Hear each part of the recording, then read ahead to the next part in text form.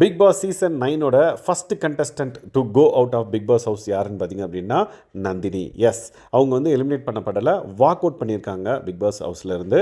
ஏன் அப்படின்னா அவங்க வந்து கண்டென்ட்ன்ற பேரில் நிறைய விஷயங்களை வந்து இங்கே இருக்கிற கண்டஸ்டன்ட் ஒருத்தரும் பண்ணுறாங்க அப்படின்றத வந்து அவங்க சொல்லியிருக்காங்க.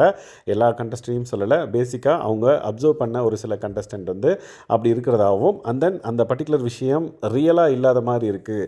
லைக் எல்லாருமே வந்து கண்டென்ட் அப்படின்ற பேரில் நிறைய விஷயங்கள் வந்து பண்ணுறாங்க. ஸோ ஃபேக்காக இருக்கிற மாதிரி தெரியுது. இந்த மாதிரி ஒரு என்விரான்மெண்ட்டில் என்னால் இருக்க முடியாது அப்படின்றத வந்து அவங்க சொல்கிறாங்க.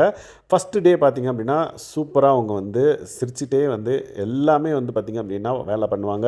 எல்லாருக்கும் சாப்பாடு போடுறதா இருக்கட்டும், எல்லாமே பண்ணியிருப்பாங்க. அதுக்கப்புறம் டே பை டே வந்து பார்த்திங்கன்னா அந்த ஸ்மைல் குறைஞ்சிட்டே வந்துச்சு. ஸோ இன்றைக்கி வந்து பார்த்திங்கன்னா கம்ப்ளீட்டாக அவங்க பர்ஸ்ட் அவுட் ஆகி நிறைய விஷயங்கள் கண்டஸ்டன்ட் கிட்ட ஷேர் பண்ணிட்டு நான் வெளியே போகணும் அப்படின்ற மாதிரி மைக்கை தூக்கி போட்டு உட்காந்துட்டாங்க.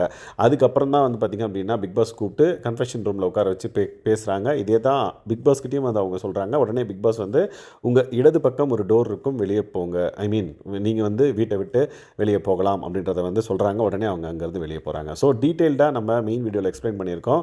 என்னென்ன விஷயங்கள் அவங்க மென்ஷன் பண்ணாங்க before walked out from the Bigg pass house, அதை பார்த்து தெரிஞ்சுக்கோங்க. ஸோ நீங்கள் இந்த பர்டிகுலர் வாக்ட் அவுட்டை பற்றி என்ன நினைக்கிறீங்கன்றதை மறக்காமல் இந்த ஷார்ட்ஸ் கீழே கமெண்ட் பண்ணுங்கள்.